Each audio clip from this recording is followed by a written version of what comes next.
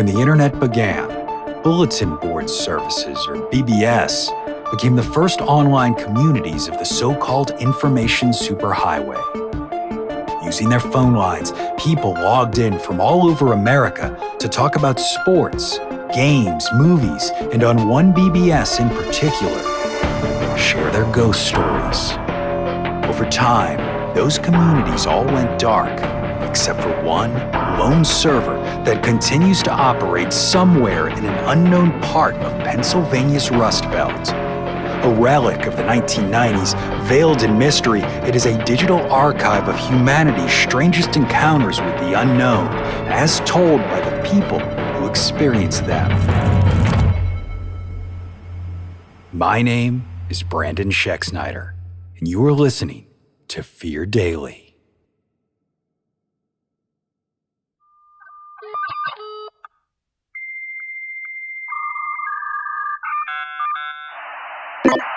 Subject, Locktight.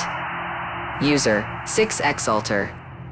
Posted, April 22nd, 1998.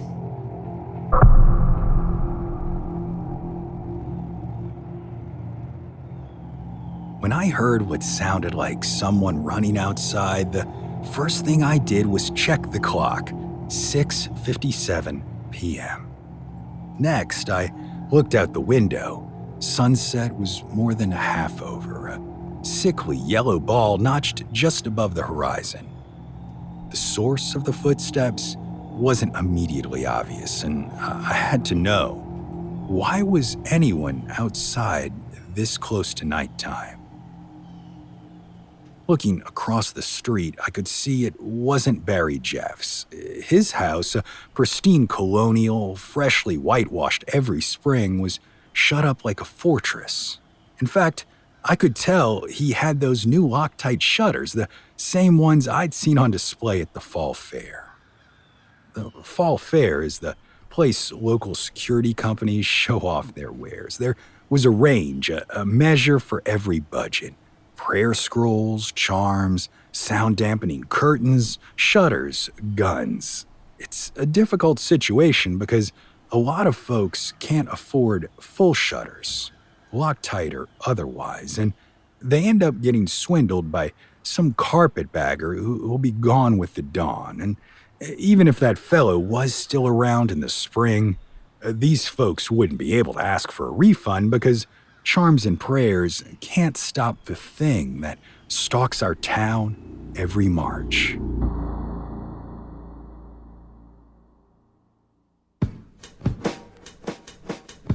Everyone has a name for it. Shivers, Night Patrol, even Powakey, after some old legend about a creature that used to hunt these lands long before they were settled. Whatever you call it, the locals will know what you're talking about. Every March, when the days grow longer, it appears, almost as if to defend the night's ever-shrinking ground. It emerges from the long shadows at the end of a sunset and the gathering darkness of the sycamore groves. Once the day's last light is gone from the sky, the town is theirs, and they roam the streets looking to feed. No one truly knows what they look like because to see them is to be consumed, to become press-ganged into their service, forever haunting the streets, looking for fresh victims.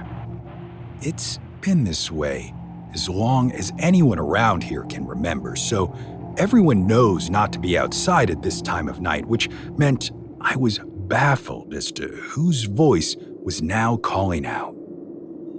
Hello? Is there anyone out there? I need help. It was a young man's voice, maybe in his 20s. I didn't recognize it, which didn't necessarily mean he's not from around here because despite everything, the town does seem to grow every year. But my gut said he was an out-of-towner. He had no idea why every business was closed up, all those sets of shiny Locktight shutters snug in place over windows and doors.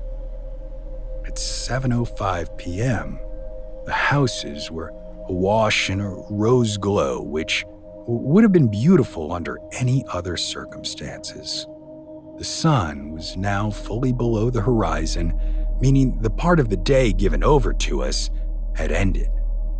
I found myself wondering if whoever is out there wandering around has family who will miss him, or, God forbid, kids who will have to grow up without a father. He sounds young, but that doesn't mean anything. I was only 22 myself when we had our Daniel.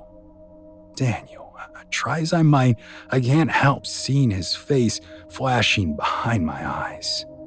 Is he one of them now, I wonder? Will this stranger also see my boy's face frozen in time, twisted from a life wholly unlike the one we tried to give him? Guilt twinged my conscience at the thought, and I went downstairs to the living room. My shutters aren't as nice as Barry's, and through finger-sized gaps in the bay window facing the road, I saw the source of the voice.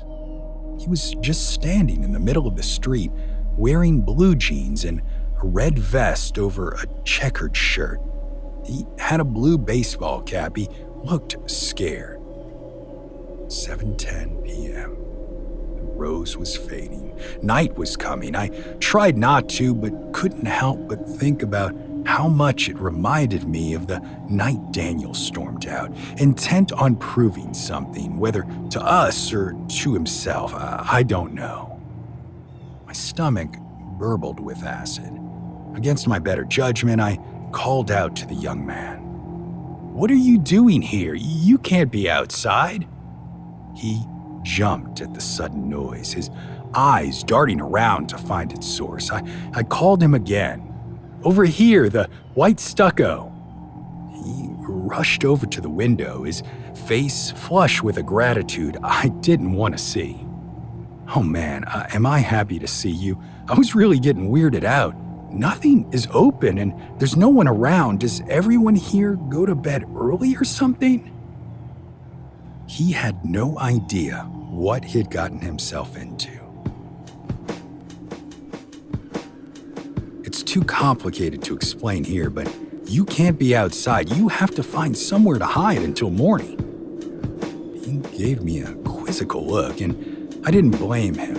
What would I have thought myself under similar circumstances? Hide? I'm looking for somewhere to fix my car. The goddamn thing broke down just outside of town. I managed to coast it as far as a grocery store parking lot. That was almost an hour ago, and I haven't seen a single person since. And you won't until morning. There isn't much time. You have to find somewhere where they can't see you. He was fully incredulous now. "What are you even talking about? Is this a prank you play on outsiders or what? Because..." His voice trailed off. The shadows had begun to grow, and even if he didn't know what was going on, some deeply buried survival instinct was sounding within him. Distantly, I heard a fanfare of trumpets. It had begun. A manic sound as of 1,000 brass bands marching slightly out of step with one another filled the air, drawn to the warm body, unprotected by even the flimsiest charm. "What is that sound? What's going on?" I backed away from the window. Hair rose on my arms and neck. They were close. The young man walked back out to the center of the road, looking up my street toward the town's center. Cymbals crashed, a chorus of tubas bleated out like slaughtered lambs, cornets trilling loud enough to tear a hole in the sky. Blood ran from his face. They must be on the next block, fully unveiled to him. No one alive had seen what he was seeing, and no one alive ever would. Dumbly, his joints stiff, the young man began to march forward.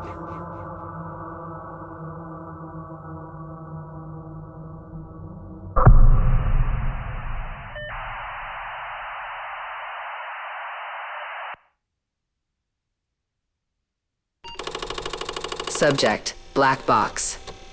User, L345. Posted, January 3rd, 1995.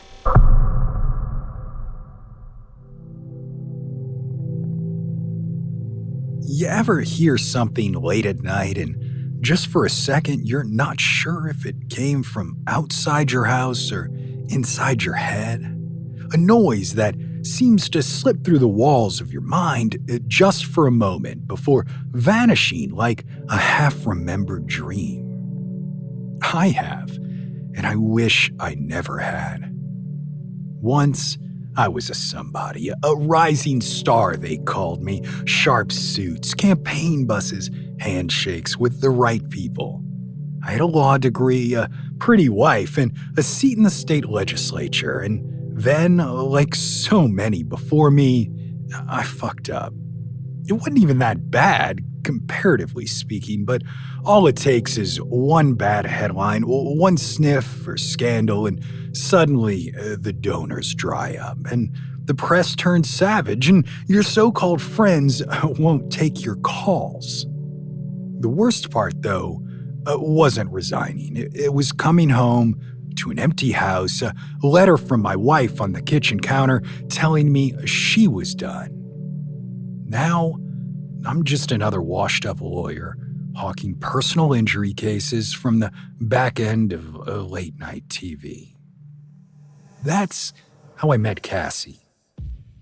She walked into my office, more like a strip mall broom closet with a desk, and set an old recording device in front of me. Called it the black box. Said she needed legal protection for what was on it. Something about intellectual property, an old contract, a dispute over ownership. I didn't really care. These days, I take what I can get. But then she looked me dead in the eye and said, "You need to listen to it first." That night, alone in my office, I powered it on. At first it was nothing, just the crackle of old tape, the faint hiss of dust caught in the grooves. Then a voice came out, a woman's voice, low and rhythmic, speaking words that didn't belong to any language I knew. It wasn't singing, it wasn't speaking, it was something in between.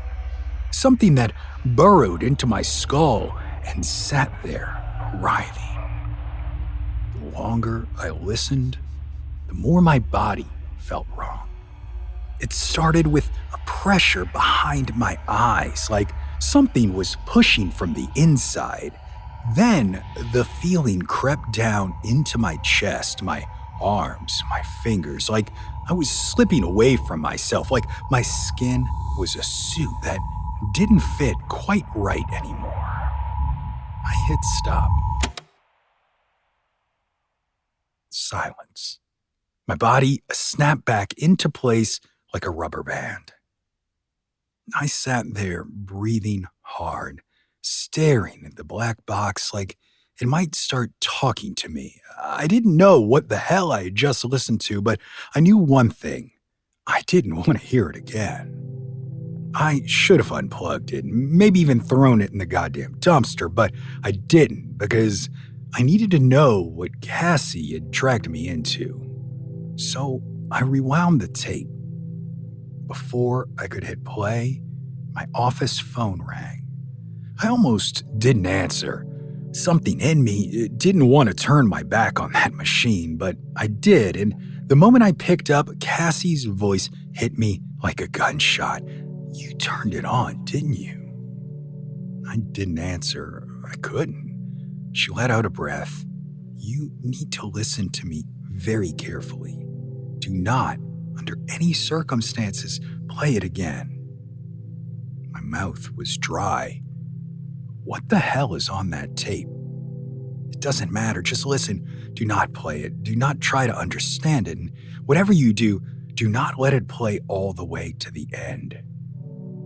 She hung up before I could ask another question. I should have left it alone. I should have listened. Instead, I pressed play.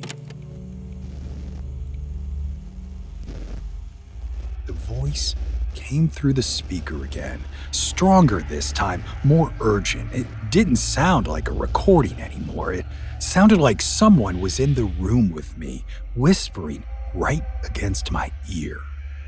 My vision blurred. My head swam. I felt something shift deep inside me, like a door opening in a part of my mind I'd never known was there. I couldn't move, couldn't breathe, couldn't do anything but listen. Then the power cut out. Total darkness.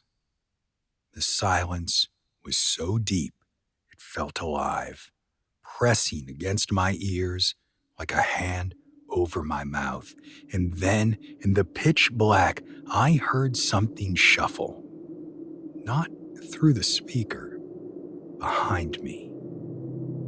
I don't know how long I sat there frozen, heart pounding so hard I thought it would crack my ribs. I only know that when the power finally flickered back on, the tape had stopped. The machine had shut itself off.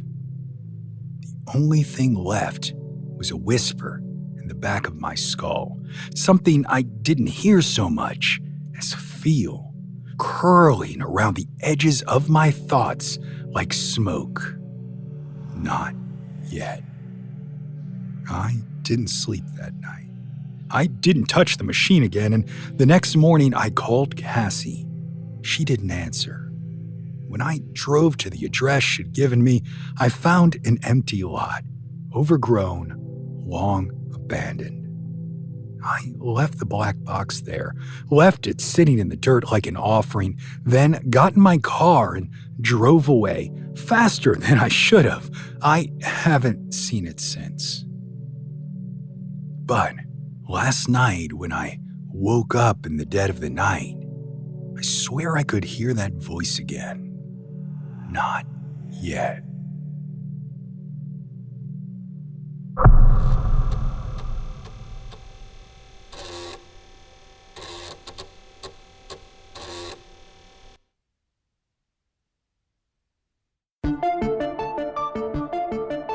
Fear Daily is an independent podcast hosted by Brandon Schexnayder and written by Brennan Storr, with Joanna Smith serving as the consulting editor, audio production by Rachel Boyd, and sound design by Southern Gothic Media. This podcast is a work of fiction. Names, characters, places, and incidents are either products of the author's imagination or are used fictitiously. Any resemblance to actual persons, living or dead, or to real events or locations, is entirely coincidental. Ad-free versions of Fear Daily are available now on your favorite podcast apps.